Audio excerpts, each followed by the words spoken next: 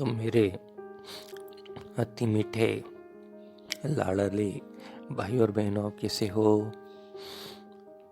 तो नोट जरूर नहीं, मेरे उत्तर को आप स्वीकार कर लें, है ना। अब क्वेश्चन, किताबों को पढ़ने का सही तरीका क्या है?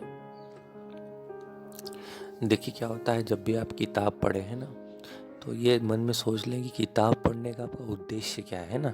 आप किस भावना से पढ़ रहे हैं ना। उससे क्या होगा कि आपका मन एकाग्र हो जाएगा पढ़ने में, है ना। ठीक है।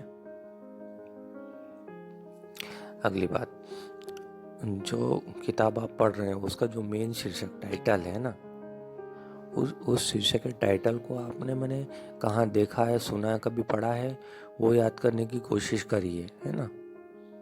अगर आपको याद आए तो थोड़ा उसका मैंने रिवाइज कर लीजिए, नहीं तो कोई बात नहीं, है ना।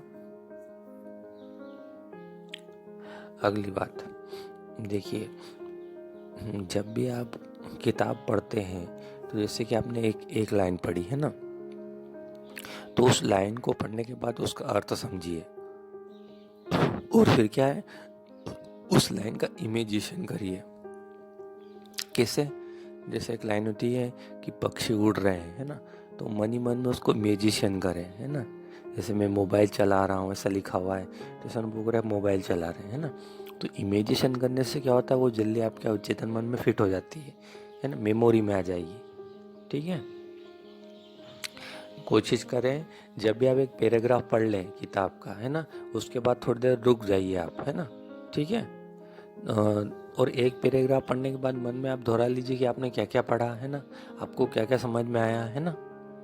अगली बात, एक जो पूरा आपने पैराग्राफ पढ़ा उसका सारांश भी मन से निकाल लीजिए, है ना, अगर आपको लगे तो। ठीक है। इसके देखिए, इसी तरह धीरे धीरे आप जब पूरी बुक्स पढ़ लें, है ना, पैराग्राफ टू पैराग्राफ पढ़ना है, हर पैराग्राफ के में कम से कम बीच में आपको 5 या 4 मिनट रुकना है ना। ठीक है। ताकि आपको आगे कोई जो नया मैटर आ रहा है उसमें, तो उसको है ना आपको पढ़ने में आसानी रहेगी, है ना। ठीक है। पूरी किताब पढ़ने के बाद एक काम करिए, आपने जितना भी पढ़ा है ना, तो एक आपकी जो डायरी है ना, अब तो उसके पॉइंट आप मन से लिखिए, है ना, कि आपने क्या क्या पढ़ा, है ना, और आखिरी में अपने शब्दों में उसका सारांश निकालिए, है ना। तो उससे क्या होगा कि आपने जो पढ़ा है वो आपके है ना मन मस्तिष्क में छप जाएगा, है ना। ऐसा हो सकता है। ठीक है। तो प्रश्न पूछने के लिए धन्यवाद, थैंक्स, शुक्रिया।